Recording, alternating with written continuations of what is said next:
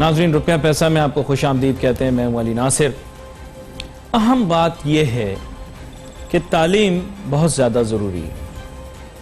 Primary तालीम, secondary तालीम है, middle school, secondary school, higher secondary school, ये सारी अहमियत तलब चीज़ें हैं।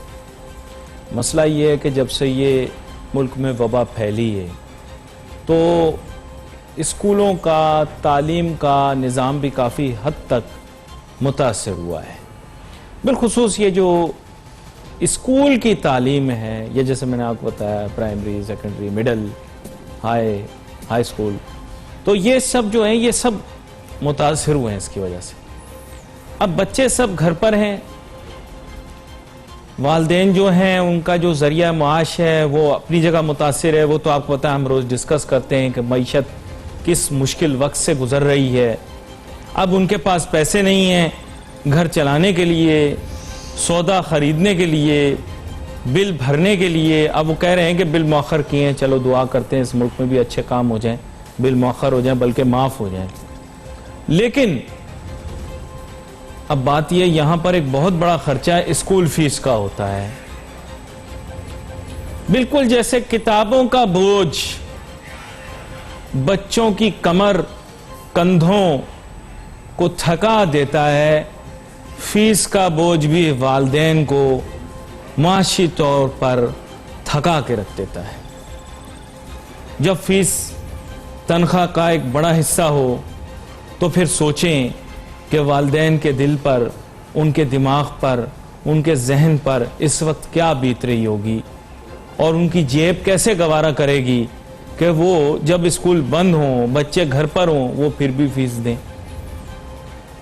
तो इस सिलसिले में रिलीफ मिलनी चाहिए। आइडियल रिलीफ तो ये थी कि फीसें ना सिर्फ के मौखर कर दी जाएं, बल्कि शायद 20% मैं कहूँगा कि थोड़ा रिलीफ वाली बात हो गई, 50% तक भी बात जा सकती थी रिलीफ देने वाली। लेकिन लोगों का रोज़गार भी स्कूलों से जुड़ा हुआ है। कितने ही टीचर, कितना ही एडमिनिस्ट्रेटिव स्टाफ, कितने ही लोग जो कि सैनिटरी वर्कर्स हैं, सब वहाँ पे काम करते हैं, यानी झाड़ू लगाते हैं, सफाई, खाकरूब, चौकीदार, तो उनकी नौकरियाँ मुतासिर हो सकती हैं। इसलिए स्कूल की फ़ीस तो चलो लाजिम हो गई, मान ली। अब इसमें जहाँ कमी की बात आई, कुछ स्कूलों ने, मैंने भी टीवी पर देखा, मान लिया। कुछ स्कूल जो थे वो जनाब मामले को आगे ले गए। उन्होंने कहा कि नहीं, इख्तियार नहीं है। ये सिंध की बात हो रही है, ठीक है, तो बाकी मुल्क की भी बात नहीं हो रही, सिंध की बात हो रही। तो अब हम सब पैदा हो गया कि शायद डायरेक्टरेट ऑफ स्कूल्स जो है उसको ये इख्तियार नहीं कि फीस कम कर दे, ज्यादा करने या उसकी जो एक, जिसे आप कहते हैं बढ़ाने की जो एक परसेंटेज है, उसको तो तयन कर सकती है लेकिन कम नहीं कर सकती। अब इस सिलसिले में भी कुछ लोग जो हैं उन्होंने, मैंने सुना है, मेरे तक खबर भी आई है, शोबा तहकीक ने भी बताया कि लोग जो हैं वो अदलिया को अप्रोच कर रहे हैं, अदालत को अप्रोच कर रहे हैं कि भाई ये मसला किसी तरह हल हो जाए। अब खुशउस्लूबी से तरीका तो यही है कि out of court he settle हो जाए, लेकिन जाहिर बात है स्कूल अपनी एक राह लिए हुए हैं, कमर्शियल एंटरप्राइज बन चुके हैं। मेरे साथ बहुत ही मारूफ मईशत दान भी हैं, एजुकेशन भी हैं, जनाब डॉक्टर शुजात मुबारक साहब, वो शामिल गुफ्तगू हैं। उनके सामने ये बात रखता हूँ और कोशिश करता हूँ किसी को टेलीफोन लाइन पर भी लूँ ताकि दो आरा आपके सामने आ जाएं। डॉक्टर शुजात मुबारक साहब, इसके ऊपर मैं चाहूँगा आप एक तज्जिया पेश करें और कोई सोल्यूशन अगर आपके जहन में हो जो दोनों साइड्स को पैसिफाई कर दे, वो सजेस्ट करें। Thank you very much Ali भाई। सबसे पहले तो आपको और देखने वालों को रमज़ान मुबारक। सिलसिला ये है कि जो हमारी एजुकेशन, मैट्रिक और इंटरमीडिएट तक की जो एजुकेशन है, ये 18वीं तरमीम के बाद से प्रोविंशियल मैटर बन चुका है और कहा ये जो भी इसके मामलात हैं वो प्रोविंसेस उसको देख रहे होते हैं। अगर आप हायर एजुकेशन लेवल पे देखें तो हायर एजुकेशन कमीशन जितनी भी हायर एजुकेशन के यूनिवर्सिटीज़ हैं, चाहे वो पब्लिक हों, प्राइवेट हों, उनको एक फेडरल लेवल पे देख रहा है। अनफॉर्चुनेटली प्रोविंशियल लेवल पे कोई ऐसी मरबूत अथॉरिटी नहीं है जो कि बिलखुसूस प्राइवेट स्कूल्स को रेगुलेट कर सके। तो सबसे पहली बात तो ये कि ये लॉन्ग टर्म एक सोल्यूशन होगा, लेकिन मेरी तजवीज़ ये होगी कि प्रोविंशियल लेवल पे एक ऐसी रेगुलेटरी बॉडी होनी चाहिए जो फीस के मामला से लेके स्कूलों में हायरिंग, उनमें वहाँ पे क्वालिटी ऑफ एजुकेशन, उनकी रेटिंग किस तरह से खुलने, मतलब वो सारे मामला जो यूनिवर्सिटीज़ के साथ फेडरल लेवल पे किए जाते हैं वो स्कूलों को भी उसी तरह से देखा जाए। तो ये प्रोविंशियल अथॉरिटी होनी चाहिए। अब जहाँ तक सवाल आपने फीस की बात की, इसमें दो पहलू हैं। एक पहलू है वालिदैन का, बिल्कुल आपने सही फरमाया कि पेरेंट्स ये कहते हैं कि जब बच्चे हमारे घर पे हैं तो हम क्यों फीस उसकी दें।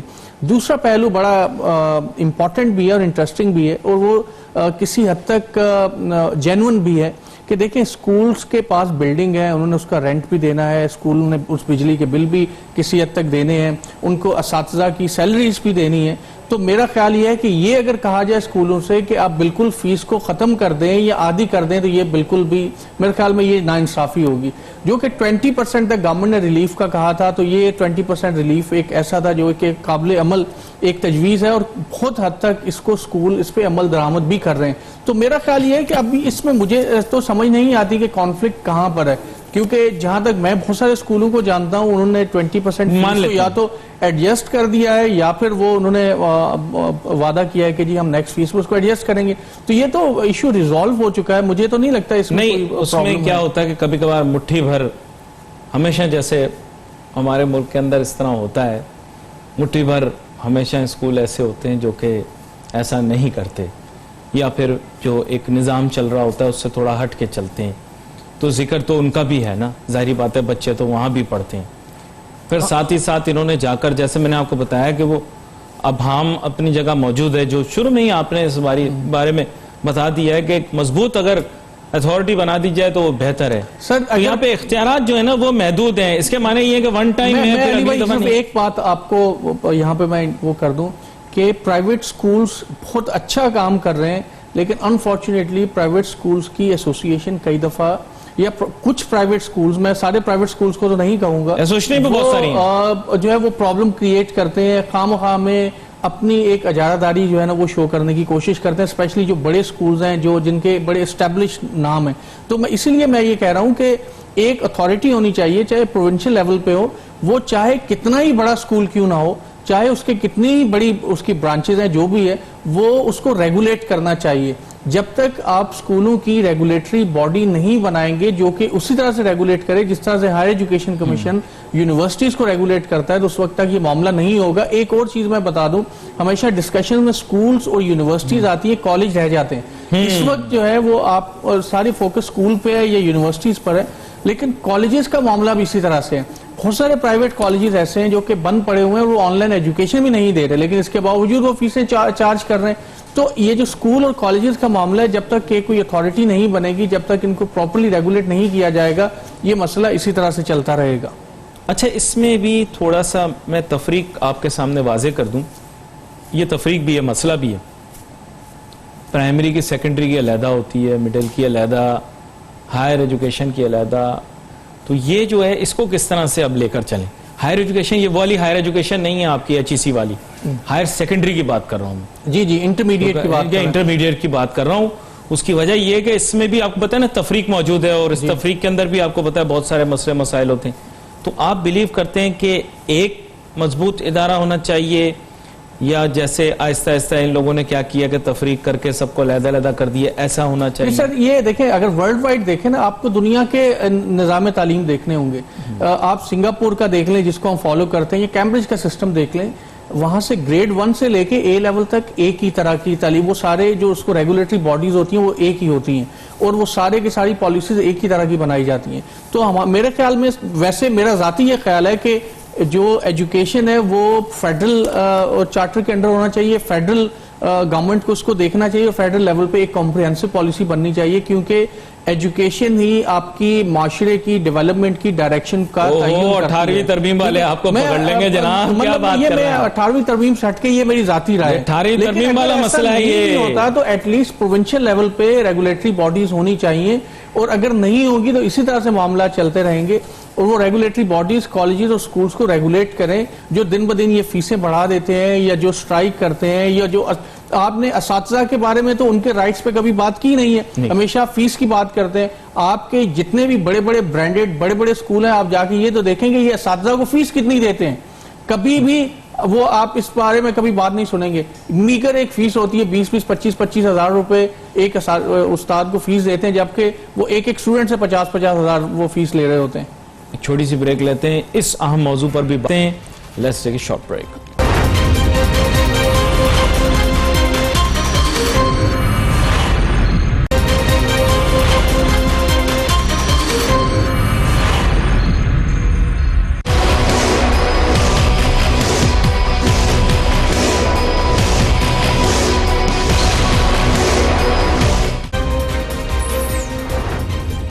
नाज़रीन welcome back after the break. Break पे जाने से पहले डॉक्टर शुजात मुबारक साहब ने एक नया सफ़ा खोल दिया।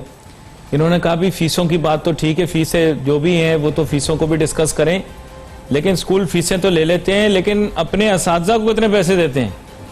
तो ये तो एक अजीब सी बात है। शुजात मुबारक साहब, अब इसका मैं जवाब बेहतर यही आप ही दें कि असातिज़ा की या एक्सपेंसेस वगैरह अगर इनके इतने नहीं हैं तो फिर फीसें ही इतनी ज़्यादा क्यों लेते हैं प्राइवेट स्कूल। देखिए ये एक ब्रांडिंग का जो कॉन्सेप्ट आया, अनफॉर्चुनेटली हमने हर चीज़ जब से कमर्शलाइज हुई है तो डेफिनेटली एजुकेशन भी कमर्शलाइज हो गई है। अभी आपने अपने इंट्रो में भी यही कहा था। और जो स्कूल जितना रेप्यूटेड है, जितना रेप्यूटेबल है, उतनी वो ज़्यादा फीस चार्ज कर रहा है। और आम आदमी के लिए तो अफोर्डेबल है नहीं डेफिनेटली। लेकिन सवाल ये पैदा होता है कि चलें ठीक है, आप एक अच्छी फीस चार्ज कर रहे हैं तो आप अपने असातिज़ा को कितना पे कर रहे हैं, क्योंकि आप जितना ज्यादा असातिज़ा को जितना अच्छा पे करेंगे उसका मतलब ये है कि उतने ही अच्छे असातिज़ा आपके पास हैं। तो जब हम अब बात होती है उन असातिज़ा से बात करते हैं तो वो कहते हैं जी हमें तो एक बिल्कुल मीगर अमाउंट, बड़े बड़े ब्रांड जो हैं वो 20-20, 25-25, 30 हजार रुपए बड़े बड़े असातिज़ा को दे रहे होते हैं, ये 40 हजार रुपए सैलरी दे रहे हैं। और मैंने जैसे पहले बताया कि एक बड़ी अमाउंट, सब्सटेंशियल अमाउंट वो ले रहे होते हैं फीस की। तो ये जो जब तक अली भाई रेगुलेटरी बॉडी नहीं होगी, जब तक ये इनका होलिस्टिक स्कूल्स का, कॉलेजेस का ऑडिट नहीं होगा, तो जाहिर है कि जो बंदा स्कूल बनाएगा वो तो प्रॉफिट कमाने के लिए बना रहा है ना। जो कमर्शियल पर्पस के लिए अगर एक बना रहा है तो वो उसका तो काम है प्रॉफिट कमाना। तो उसके ऊपर जब तक कोई वॉच डॉग नहीं होगा ये इसी तरह से मामला चलता रहेगा। और ये खुदा न खास्ता कोई और बहरान आएगा, फिर यही बहस चल रही होगी। तो इस सोल्यूशन इसका ये है कि आप रेगुलेटरी बॉडी बनाएं जो स्कूल्स और कॉलेजेस को, या अगर कोई रेगुलेटरी बॉडी है तो उसको फाल करें। क्योंकि यहाँ पर इशू जो हम रेस कर रहे हैं वो पावर का है कि एम्पावर्ड नहीं है। बिल्कुल। और मसला ये है कि मैं भी यहाँ पे बात करते हुए डर रहा हूँ, क्योंकि मुझे पता है कि मेरा भी बेटा कहीं स्कूल किसी में जाता है तो ये ना हो कि मैं वो ज्यादा कर दूंगा तो यार कहेंगे कि तुम्हारे बाप ने वहां पे बैठ के शो में बात की थी, चलो तुम अपनी राह लो। तो मसला ये है कि जब तक कोई रेगुलेटरी बॉडी, कोई इस तरह का कमीशन नहीं होगा तो बड़ा मुश्किल है इन की मोनोपोली को खत्म करना। क्योंकि हम ये पहले तो कभी नहीं देखते थे, लेकिन ये आपको पता है सोशल एक्टिविज्म स्टार्ट हुई जब से सोशल मीडिया जो है मुतारिक हुआ।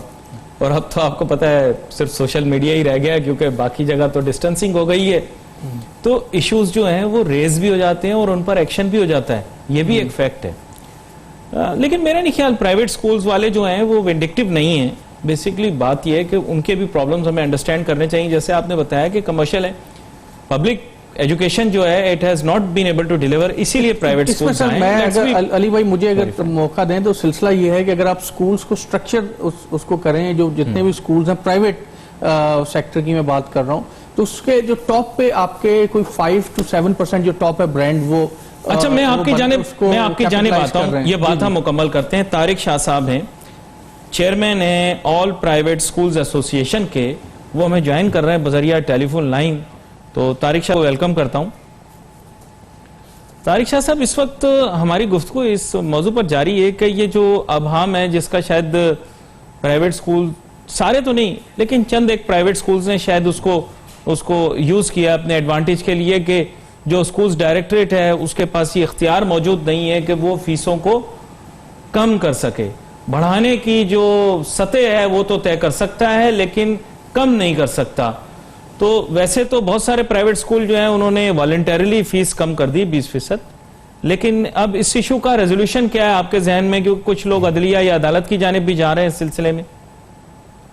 जी बहुत शुक्रिया। देखिए आपने अपना मौक़िफ़ लिया और मुझे बड़ा अच्छा लगा कि पहली बार जो है वो स्कूलों को कुछ अच्छे अल्फाजों में भी याद किया गया क्योंकि अक्सर अक्सर जो है वो स्कूलों को नेगेटिव तौर पे देखा जाता है। तो बहुत शुक्रिया आपका। देखें, ये वक्त जो है ये एक बहुत मुश्किल घड़ी है और जंग की सूरत हाल है जिसमें किसी को कुछ नहीं पता कि सिचुएशन किस तरफ जाएगी। तो इस वक्त जो है हमें बीइंग स्कूल ओनर या आप कह लें stakeholder of the education sector, तो हमने सारे स्कूलों को यही कहा था कि वॉलंटरली 20% रिड्यूस किया जाए, ताकि 2 महीने की बात है, ताकि पेरेंट्स को एक एडवांटेज मिल सके। तो जो स्कूल जो हैं वो कोर्ट में गए हैं, वो उनका एक अपना राइट था और उन्हें जो राइट जो है वो अपना एक्सरसाइज किया। और जो कल जो डिसीजन आया है हाई कोर्ट का, उसमें यही आया है कि गवर्नमेंट के पास पहले इख्तियारात नहीं थे, तो गवर्नमेंट ने रूल्स के अंदर अमेंडमेंट कर जो है डायरेक्टरेट को इख्तियारात दे दिए कि वो फीस बढ़ा भी सकते हैं, बढ़ाने के लिए भी परमिशन दे सकते हैं और कम करने के लिए भी नोटिफिकेशन जारी कर सकते हैं। तो उस केस के अंदर जो है अब सब स्कूल 100% पाबंद है कि वो 20% जो है ना वो रिड्यूस कर। यानी अब ये इशू रिजॉल्व हो गया ना? जी बिल्कुल रिजॉल्व। अब इसमें कोई अभाम तो नहीं रहा? बिल्कुल नहीं, बिल्कुल नहीं। तो ये अब इसकी जो इम्प्लीमेंटेशन है उसको वॉच ओवर करना भी बड़ा जरूरी होगा, क्योंकि अभी भी आप जानते हैं कि मुमकिन तौर पर कुछ शायद स्कूल ना भी माने, फिर क्या करें हम? देखिए, उस केस के अंदर डायरेक्टरेट के पास तो हमेशा से इख्तियारात हैं कि वो पेरेंट उनके पास कंप्लेन करें, वो एक्शन लेते भी हैं और जो स्कूल फॉलो नहीं करेगा उसके रजिस्ट्रेशन सस्पेंड कर दिया जाएगा या उसके खिलाफ जो भी कार्रवाई है डायरेक्टरेट की वो स्टार्ट हो जाती है। अच्छा, यानी ये अब एक तरह से आप कह सकते हैं कि पाबंद है। मैं इसीलिए चाह रहा था कि आपका मौक़िफ़ आए, मैं इंतजार यही कर रहा था, वजाहत हो जाए। अच्छा, कुछ ऐसे स्कूल हैं जो ना आपको मानते हैं, ना उनको मानते हैं, ना इसको मानते हैं, ना उसको मानते हैं। अब उस सिलसिले में क्या किया जाए? देखिए, उस सिलसिले में तो एक ही हल है, वो गवर्नमेंट का रोल है कि गवर्नमेंट ऑब्वियसली जो उनको रजिस्टर करती है, जो उनको एफिलिएशन देती है और उनको लाइसेंस देती है कि आप स्कूल चला सकते हैं, तो उनको पाबंद करने का राइट भी जो है वो गवर्नमेंट के पास है। जी, तो ये बड़ी अहम बात आपने की है। मुझे एक छोटा सा ब्रेक लेना है। तारिक शाह साहब, आप हमारे साथ ही रहिएगा, हम बात करेंगे, दोनों तरफ की बात सुनेंगे, लेकिन जाहिर बात है हमें रिलीफ आवाम की भी देखनी है, तो इसलिए हम कोशिश करेंगे कि हम पेरेंट्स की जानिब से भी आपके साथ डिस्कस करें और जाहिर बात है फ्रॉम ए टीचर्स पर्सपेक्टिव भी चीज को देखें, फ्रॉम स्कूल्स पर्सपेक्टिव भी देखें। Let's take a short break and see you after the break.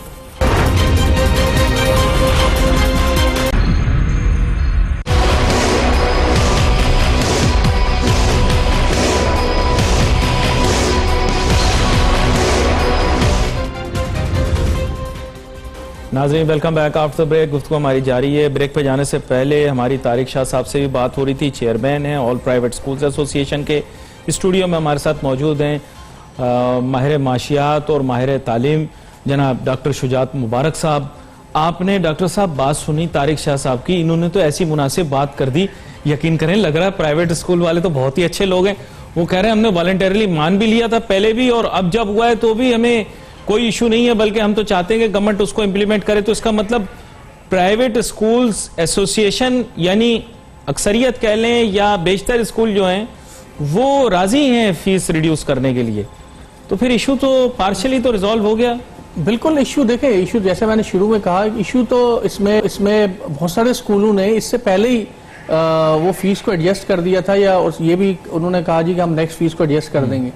Issue उन स्कूल्स का नहीं है, इशू उन स्कूल्स का है जो ना तो प्राइवेट स्कूल्स एसोसिएशन की मानते हैं, ना ही वो गवर्नमेंट की मानते हैं, और वो किसी की भी नहीं मानते। ठीक है, अब उन्होंने बहुत सारे जो लीगल जो फ्लॉज आप समझ लें या जो रिलैक्सेशन है उसको यूज करके रजिस्ट्रेशन में या डिफरेंट मैटर्स के, लेकिन वो भी ये बता रहे ना कि अब हम दूर हो गया, वो किया हुआ। हमारे जहन में भी अगर कोई शक था तो वो भी तारिक शाह साहब। सर सवाल मेरा इनसे तारिक शाह साहब से भी यही है कि वो स्कूल्स जो किसी की नहीं मान रहे हैं उनका क्या करें? क्या गवर्नमेंट उनको, जैसे उन्होंने कहा जी कि गवर्नमेंट के पास चले जाएं, पेरेंट्स जैसे मैं एज अ पेरेंट मैं अगर जाता हूं किसी मैं कंप्लेन लेकर, तो मुझे पता है कि वही लंबी ख्वारी होगी, पता नहीं कितने कंप्लेन दर्ज करवाओ और फिर ये होगा वो होगा, और मेरा इतना टाइम और पैसा उसमें ज़ाया हो जाएगा। इससे बेहतर यह है कि ठीक है मैं फीस ही क्यों ना पे कर दूं।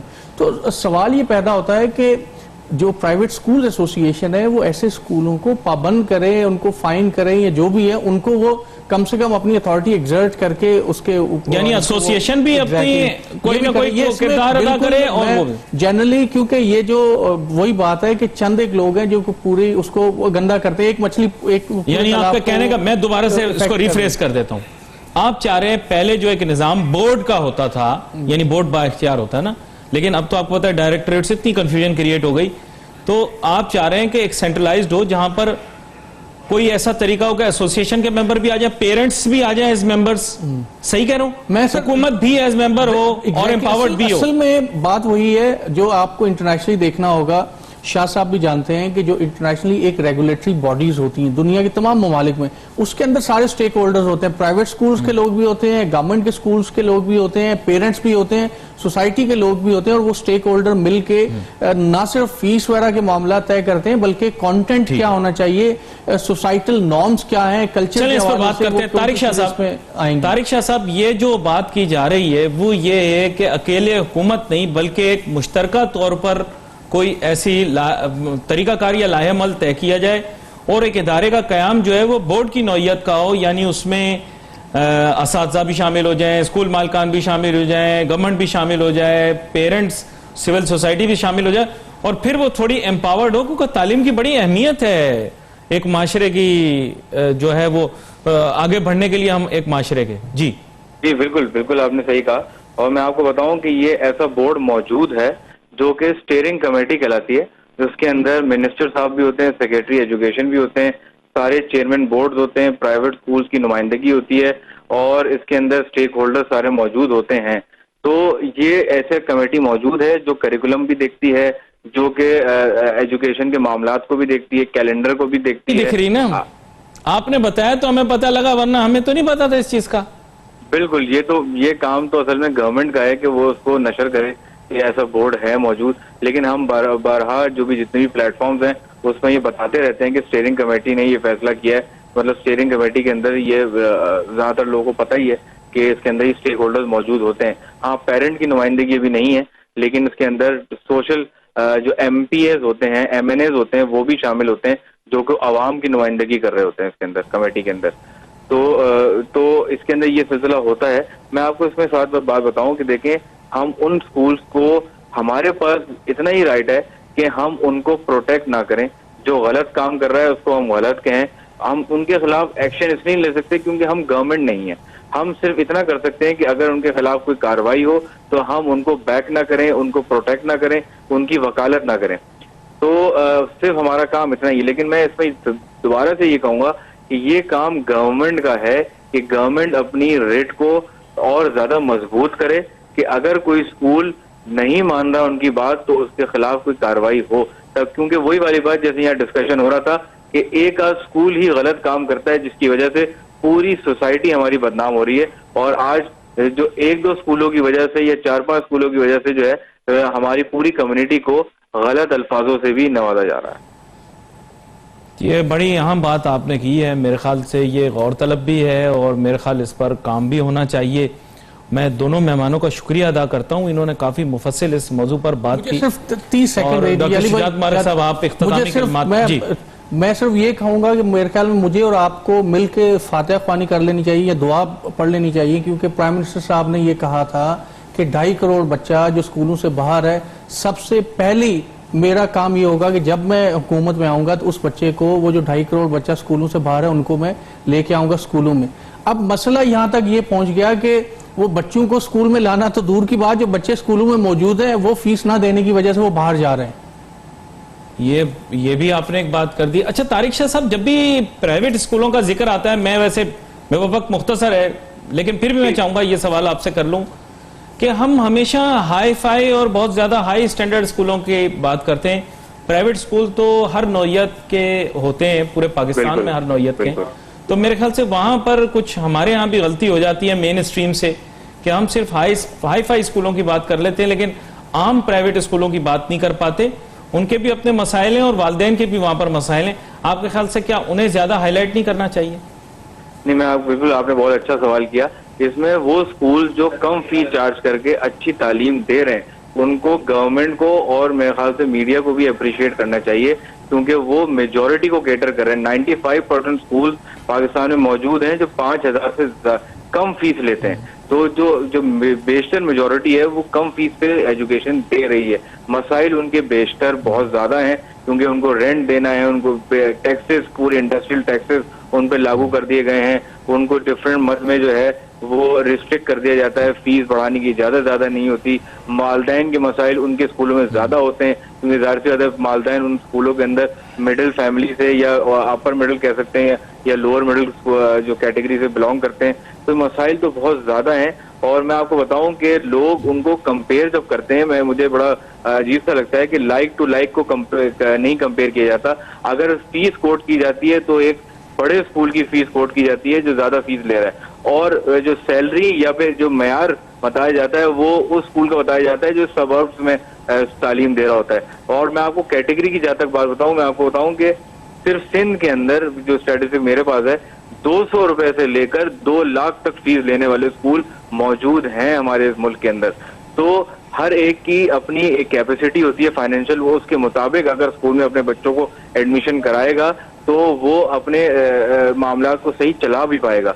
दूसरी चीज ये है कि गवर्नमेंट फेल हुई है तो ये 200, 300, 400 रुपए फीस वाले स्कूल जो है आज उनकी जगह तालीम दे रहे हैं। और मैं आपको बताऊं, कोई भी स्कूल जो है वो ये नहीं चाहेगा कि अगर फीस जितनी भी ले रहा है वो अच्छी एजुकेशन ना दे। हर कोई अपना बेस्ट देने की कोशिश कर रहा है, अच्छी तालीम देने की कोशिश कर रहा है, क्योंकि गवर्नमेंट अपने जहां मामला में फेल हुई है तो प्राइवेट सेक्टर ने सारे मामला संभाले हैं। और मुझे डर ये है कि अगर ये कोरोना वायरस की वजह से अगर इन्होंने ज्यादा प्रोलॉन्ग कर दिया और पेरेंट फीस नहीं दे पाए तो बहुत बेशतर स्कूल जो ऐसे जो नो प्रॉफिट नो लॉस या बहुत ही मिनिमम प्रॉफिट पे काम कर रहे होते हैं वो बंद हो जाएंगे। यही बड़ी आम बात है। और जाते जाते एक बात अब मैं भी कहता जाऊं, देखें जहां सैलरीज की बात हुई वहां पर हुकूमत कह रही है कि हम फाइनेंसिंग करेंगे, तो मेरी गुजारिश है वजीर आजम पाकिस्तान जनाब इमरान खान साहब से कि सर फिर आप फीसें स्कूलों को दे दें और स्कूलों के अखराजात कवर करने के लिए भी फाइनेंसिंग का सिस्टम वज़ा कर दें, और इंटरेस्ट फ्री अगर आप इनको कर्ज हसना बेसिस के ऊपर लोन्स भी दे दें स्कूल्स को, ताकि वो अपने मामला चला लें and they don't have to rely on fees alone. तो ये बड़ी अहम बात मैंने करनी थी और मेरे ख्याल ये आप तक पहुंच गई होगी, और मेरे ख्याल इस पर बात होनी भी चाहिए। डॉक्टर शुजात मुबारक साहब ने भी आपको कुछ याद कराया है, वज़ीर आज़म इमरान खान साहब, उस पर भी ज़रा गौर कीजिएगा। We wait for your messages on Facebook. Ali Nasir हमारी टीम को इजाज़त दीजिए। अल्लाह हाफ़िज़।